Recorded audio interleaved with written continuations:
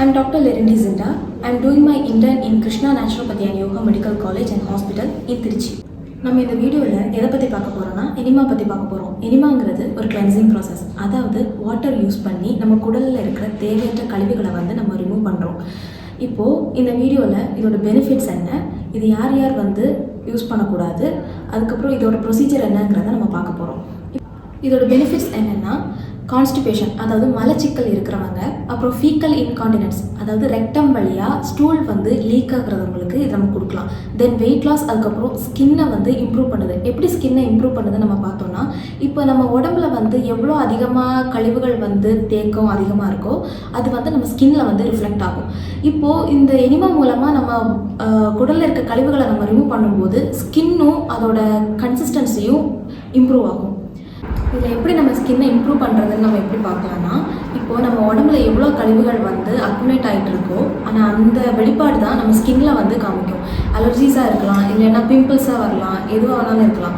இப்போது அதே நம்ம உடம்புல இருக்கிற கழிவுகளை நம்ம ரிமூவ் பண்ணும்போது ஸ்கின்னோட ஹெல்த்துமே என்னென்னா இம்ப்ரூவ் ஆகுது, கட் ஹெல்த்துமே இம்ப்ரூவ் ஆகுது. இது யார் யார் யூஸ் பண்ண வேண்டாம்னு பார்த்தோம்னா, ப்ளீடிங் பைல்ஸ் இருக்கிறவங்க, அப்புறம் கோலான் அல்சர் இருக்கிறவங்க, சர்ஜரி பண்ணவங்க, இல்லை கோலால் ஏதாவது இன்ஃப்ளமேஷன் இருக்கிறவங்க இதை தவிர்த்துக்கலாம்.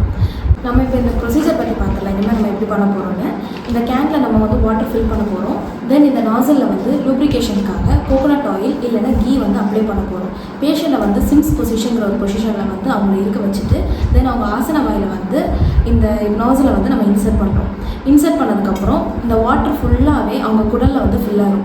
ஃபில் ஆனதுக்கப்புறம் இதை ரிமூவ் பண்ணுவோம். ரிமூவ் பண்ணதுக்கப்புறம் பேஷண்ட்டுக்கு நம்ம ஒரு மைல்டாக மசாஜ் கொடுக்க போகிறோம். இந்த மசாஜ் நம்ம எதுக்காக கொடுக்க போகிறோம் அப்படின்னா, அவங்களோட குடலில் இருக்கிற தேங்கி இருக்க இந்த கழிவுகளை ஈஸியாக வெளியேற்றுறதுக்காக நம்ம ஒரு மசாஜ் நம்ம கொடுப்போம். தென் அந்த மசாஜ் அவங்க முடிச்சதுக்கப்புறம் பேஷண்ட்டுக்கு ஸ்டூல் பாஸ் பண்ணணுன்ற அர்ஜென்சி வரும். தென் அவங்க ரெஸ்ட் ரூமில் போய் அவங்க ஸ்டூலை பாஸ் பண்ணிடலாம். நம்ம வாட்டர் ஒரு 3 டெம்பரேச்சரில் நம்ம கொடுப்போங்கிறத பற்றி நம்ம பார்த்தோம்.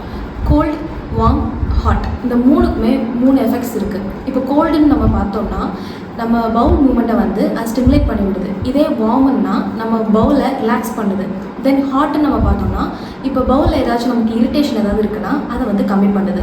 நம்ம பேஷண்ட்டை கேட்டு அவங்களுக்கு என்ன டெம்பரேச்சர் ஓகேவோ அந்த அவங்களோட கன்சென்ட்டை வச்சு தான் நம்ம அவங்களுக்கு ட்ரீட்மெண்ட் கொடுக்குறத ஸ்டார்ட் பண்ணுவோம். இந்த எனிமா பேஷண்ட்டோட கண்டிஷனை பொறுத்து weekly once R monthly once நம்ம கொடுக்கலாம். இப்போ இந்த வீடியோவில் நம்ம இந்த எனிமா யாருக்கு கொடுக்கலாம், அதோட பெனிஃபிட்ஸ் என்ன, அதோட ப்ரொசீஜர் என்னன்னு எல்லாமே நம்ம பார்த்துட்டோம். This video will be useful for you. Thank you.